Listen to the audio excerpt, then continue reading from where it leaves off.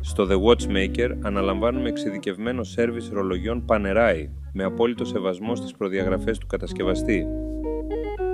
Μετά την πλήρη αποκατάσταση της μηχανής, ξεκινάει η διαδικασία επανασυναρμολόγησης. Κάθε εξάρτημα τοποθετείται με ακρίβεια, επαναφέροντας τη δομή του μηχανισμού στο εργοστασιακό του επίπεδο. Η λίπανση γίνεται σε συγκεκριμένα σημεία με τα κατάλληλα έλαια και στις σωστές ποσότητες. Η σωστή λίπανση είναι καθοριστική για τη μακροχρόνια απόδοση της μηχανής.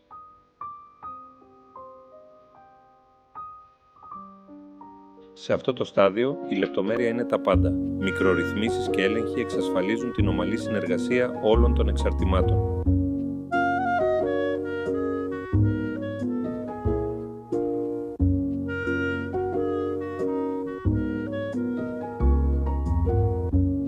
Ακολουθεί η ρύθμιση της μηχανής με στόχο τη μέγιστη δυνατή ακρίβεια. Το ρολόι ελέγχεται σε διαφορετικές θέσεις ώστε να διασφαλιστεί η σταθερή του λειτουργία.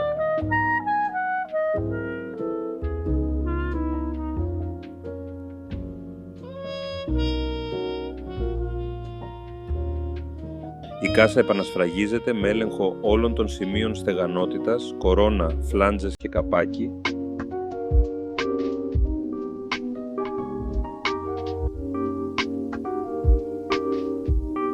Ακολουθεί ο έλεγχος στεγανότητας, ώστε το ρολόι να ανταποκρίνεται πλήρως στις προδιαγραφές υδατοστεγανότητας.